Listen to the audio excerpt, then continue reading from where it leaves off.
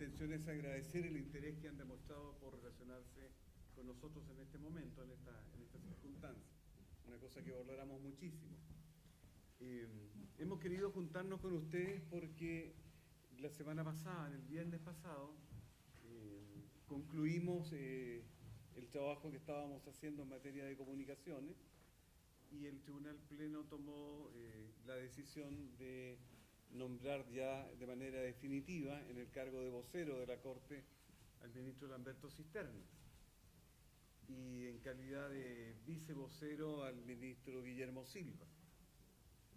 De manera que lo que yo he querido hacer, lo que estamos haciendo en este momento, es presentarles a ambos ministros ya en esta nueva posición.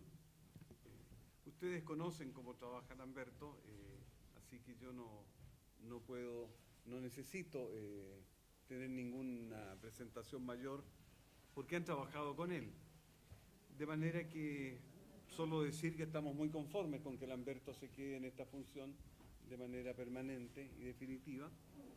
Y también estamos complacidos porque el tribunal aceptó la nominación que propusiéramos respecto de Guillermo Silva, quien va a actuar de manera en esa función como subrogante.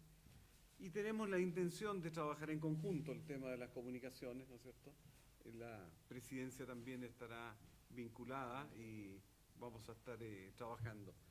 De modo que tendremos ocasión de vernos y la intención mía era quedar a disposición de ustedes todo este equipo de comunicación.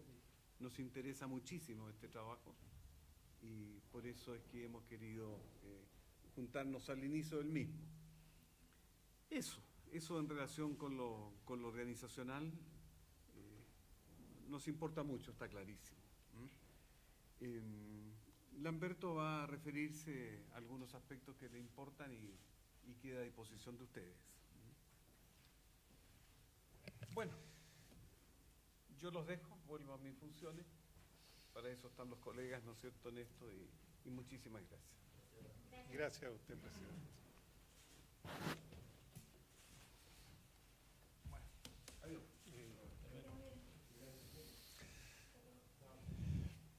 Igual que el presidente, agradecerle su presencia, su asistencia, que supone el interés que ustedes tienen con vincularse con el Poder Judicial.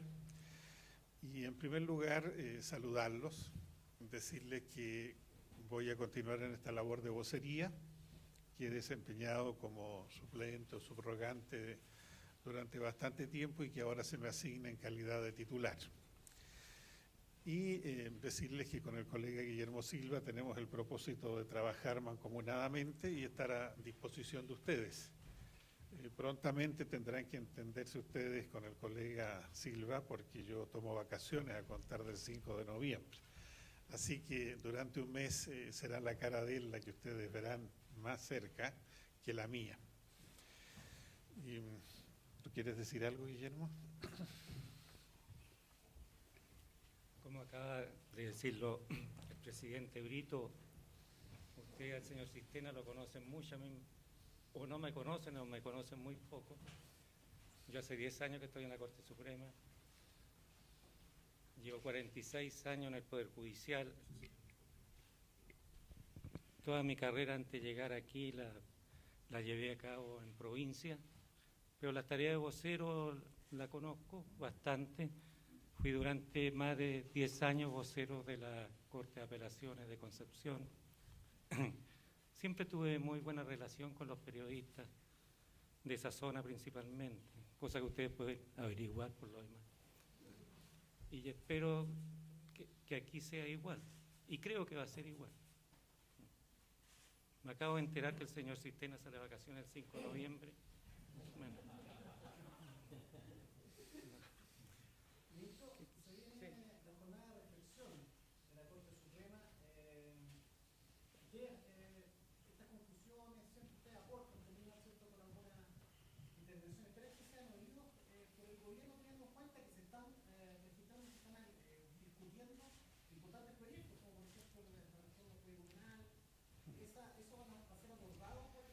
No, esta jornada va a ser bastante interna. ¿Por qué? Porque va a estar destinada fundamentalmente a hacer una evaluación del plan estratégico del Poder Judicial. Ese plan estratégico está elaborado sobre la base de 3 ejes fundamentales, uno de los cuales es el de acceso a la justicia, citado a título ejemplar. Entonces, hemos hecho un trabajo previo de auscultar la opinión interna dentro del Poder Judicial para ver cómo se está desarrollando el trabajo del Poder Judicial en función de lo que dice el plan estratégico. Se ha contratado una consultora externa para que nos diga cómo se ven las cosas desde el punto de vista técnico.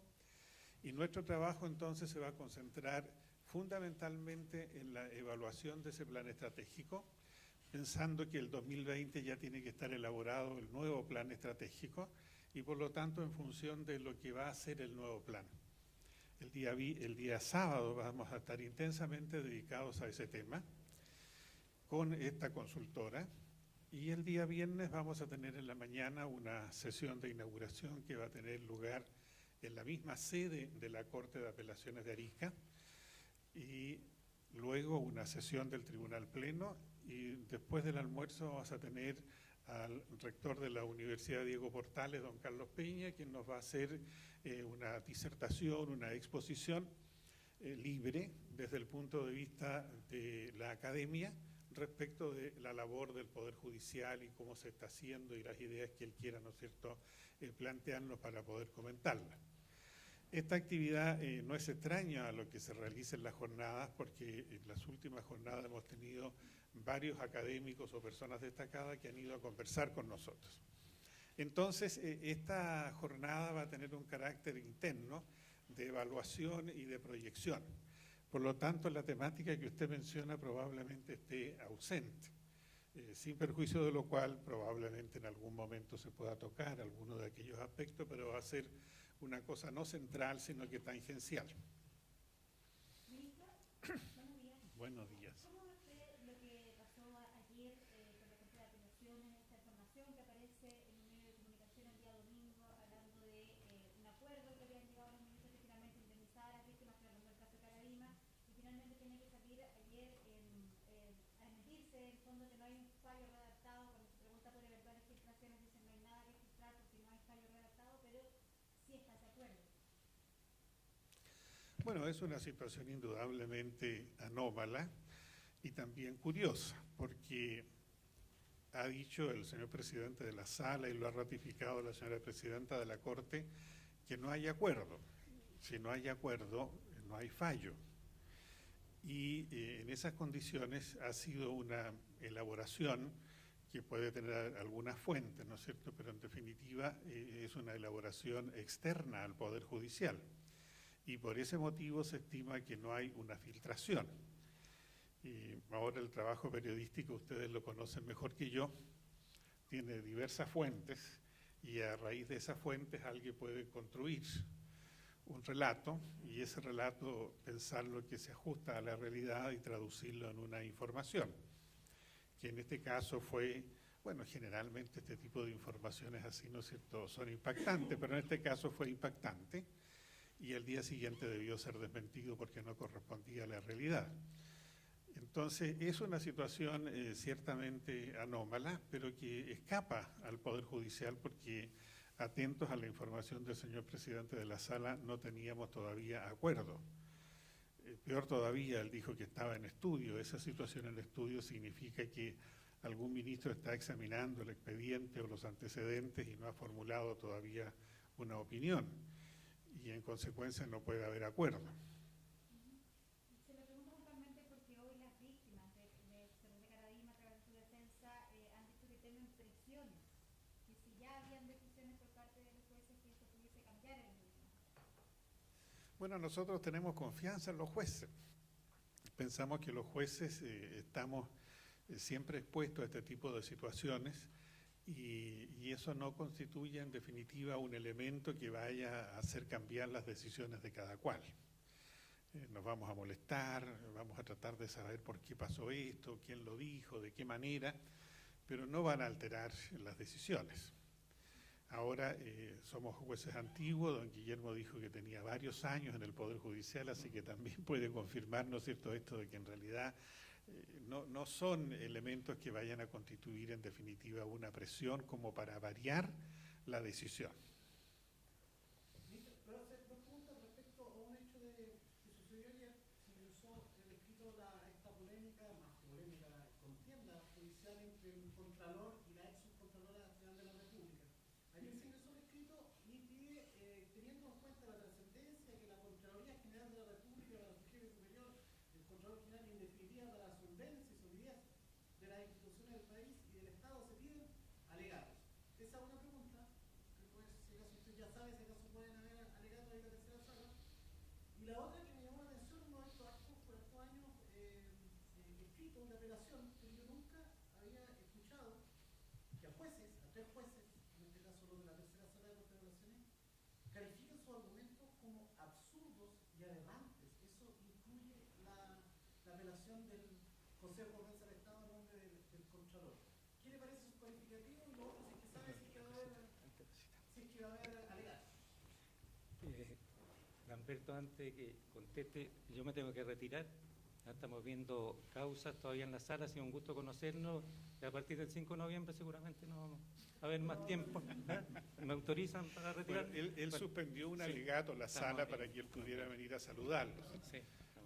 Mi caso estaba más planificado.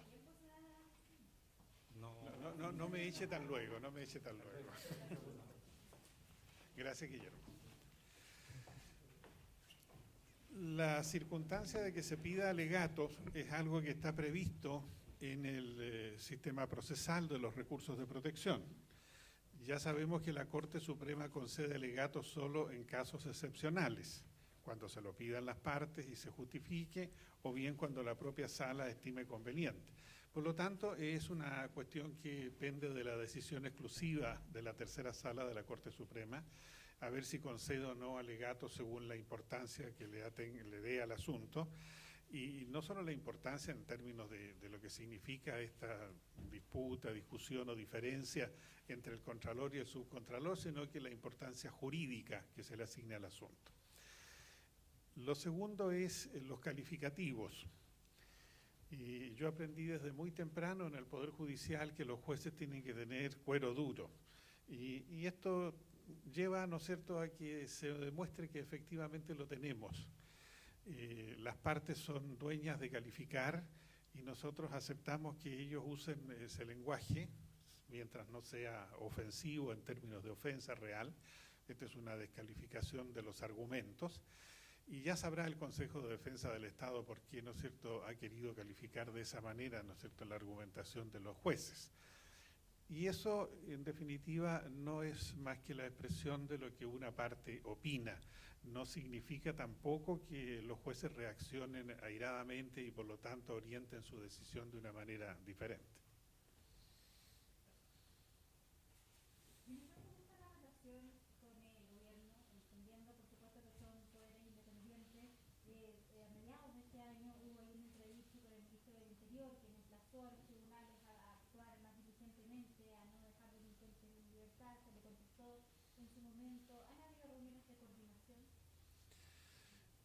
Que yo sepa, no. Reuniones de coordinación propiamente tales, no. Lo que sí está la cosa fluida permanente entre el señor presidente y el presidente de la República o los diversos ministerios para los diversos temas que se tratan. Nosotros sentimos que estamos en una relación amable, cordial, que como todas las relaciones tiene sus altibajos y que en algún momento alguna de las partes de la relación puede expresar con más fuerza sus opiniones, y eso, por cierto, que es propio del Poder Ejecutivo. El Poder Ejecutivo tiene por nombre, ¿no es cierto?, ejecutar, avanzar, caminar, y puede sentir de pronto que hay algunos aspectos de la vida nacional que dificultan ese caminar, ya sea por los diversos avatares de las votaciones en las cámaras legislativas, que significan que no se respetan las urgencias o no se dan las urgencias que el gobierno quiere, o ya sea por las decisiones judiciales que a veces no van exactamente en la línea del que el gobierno, que en este sentido es una parte de los juicios, ¿no es cierto?, deseara. Nosotros no nos alteramos por eso, nos alteramos cuando hay alguna falta de respeto o alguna consideración de esa especie que felizmente no se ha dado. Ministro, ¿cómo recibieron el anteproyecto de Código Penal que se entregó la semana pasada y principalmente la opinión sobre las modificaciones al sistema de penas Lo recibimos bien y con cuidado. Bien en el sentido de que nos agrada mucho que se avance en una actualización de los códigos y particularmente del Código Penal, que ha tenido diversas modificaciones y es bueno estructurarlo orgánicamente, no digo en el sentido de la organización de los tribunales, sino que de algo orgánico, en que las penas estén más o menos adecuadas en relación de un delito con otro. Eso nos parece un esfuerzo importante, notable, y todo lo que signifique sistematizar y actualizar los códigos nos parece a nosotros muy bien y por lo tanto lo recibimos en ese sentido muy bien. Con cuidado, porque esto hay que examinarlo, entonces no podemos dar una opinión tan luego, porque hay que hacer los estudios correspondientes y ver cómo se van, ¿no es cierto?, relacionando unas penas con otras y cuáles son los bienes jurídicos protegidos y por qué se le asigna esa sanción. Recuerde usted que en algún momento determinado tendremos que emitir ya un informe y ese informe requiere unos estudios previos. Entonces, repito, nos parece muy bien que se avance, que haya el propósito de hacerlo y la concreción de ese propósito. Y segundo, estamos con cuidado para saber exactamente qué opinar en su momento. ¿Han tenido contactos con el gobierno? ¿Han participado de este proceso? Hay comisiones que están trabajando en el Ministerio de Justicia y una de ellas se refiere al Código Penal y hay colegas que están trabajando en eso, por lo menos asistiendo, dando algunas opiniones, ¿no es cierto?, e informándose a la vez del avance de ello.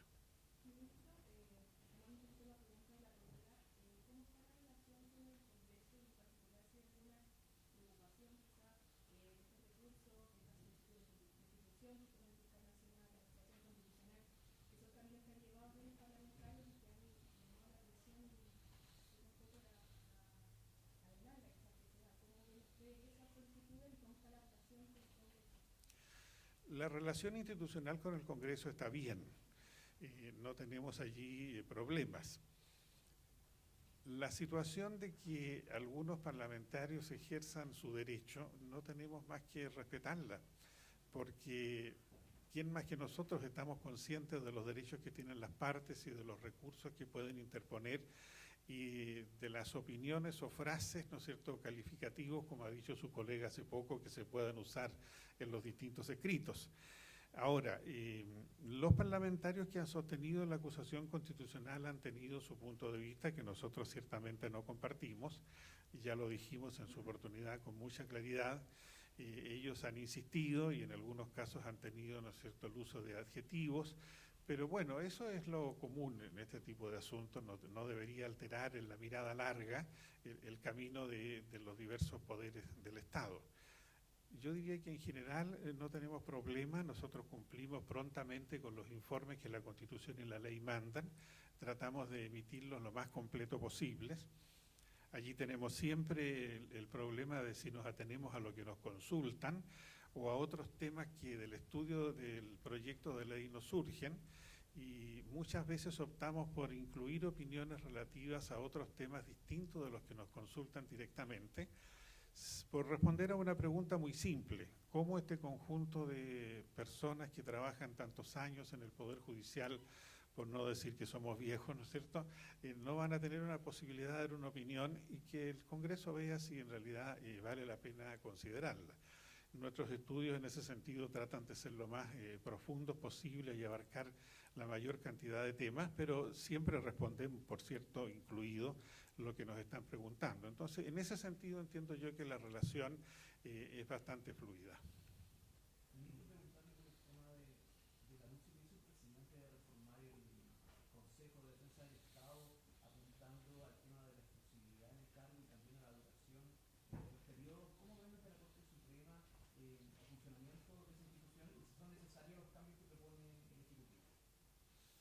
Mire, yo diría que esa es una materia muy privativa del Poder Ejecutivo y que se refiere al funcionamiento de una institución que además está tan relacionada con el Poder Judicial que no me atrevería yo a dar una opinión.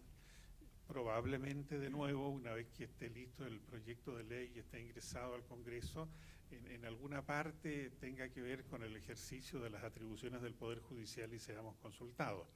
Pero en esta etapa yo prefiero abstenerme de dar una opinión. Ministro, volviendo al tema de la iglesia, es evidente lo delicado que quizá en los últimos meses esta serie de denuncias y causas que se han abierto por los homosexuales por parte de miembros de la iglesia. ¿Cómo asume el Poder Judicial estas causas, esta situación, si lo van a abordar con prioridad? Y si cree que en el pasado se podría haber hecho algo más al respecto, por ejemplo, en la sentencia de Curatato en la cual se exime un pago al asociado nacional. Mire, el fenómeno que ocurre dentro de la iglesia es un fenómeno que uno podría enfocarlo desde el punto de vista institucional. Pero ese ya sería un comentario que excedería mi función, ¿no es cierto?, como ministro de la Corte Suprema y como vocero de la Corte Suprema, no obstante que soy católico. Y tengo, por lo tanto, mi opinión desde ese punto de vista muy clara. El Poder Judicial recibe los temas que le llegan. Esa es una cuestión que nosotros tenemos que tener siempre muy presente. Nosotros no salimos a buscar temas, los temas nos llegan y ojalá que nos lleguen los menos temas posibles, no por tener menos pega, sino que simplemente porque eso significa que el país está más tranquilo, está mejor, vive más en paz. Ahora, son delitos graves, ciertamente, cométalos un sacerdote o no, y en el caso de las investigaciones relacionadas con la Iglesia, como las lleva adelante el Ministerio Público, sobre todo las últimas, ¿no es cierto?, tenemos que esperar que el Ministerio Público, la Fiscalía correspondiente actúe y que lleguen a los tribunales los asuntos que tengan que llegar. Y van a tener la prioridad que corresponde a este tipo de asuntos de acuerdo con la legislación procesal vigente. Entonces, no hay ahí el ánimo de darle por ese hecho una mayor prioridad, sino que simplemente tratarlos tal y como corresponde de acuerdo a la legislación procesal.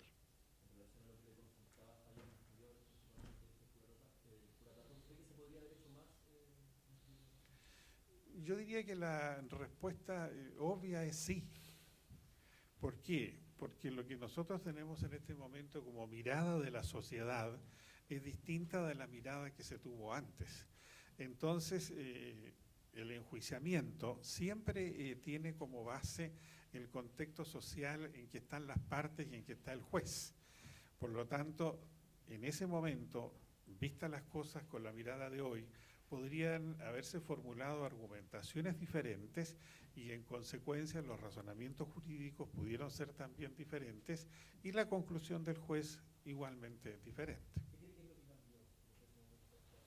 Desde luego la conciencia que ha tenido la sociedad de la gravedad de este tipo de delitos. Basta solo decir, ¿no es cierto?, que está la idea de declarar imprescriptible la acción para perseguir este tipo de delitos, en circunstancias que antes no lo era, no obstante que en este momento sabemos la prescripción se cuenta desde que el niño, niña o adolescente ha llegado a la mayoría de edad, lo cual marca una diferencia con los delitos comunes, ustedes lo saben muy bien. Pero la idea es que pasemos más adelante de eso y establezcamos la imprescriptibilidad, por lo menos quienes sostienen ese punto de vista. Entonces ya eso marca una diferencia muy importante y hay muchos otros ámbitos en los cuales las cosas son distintas a como eran antes.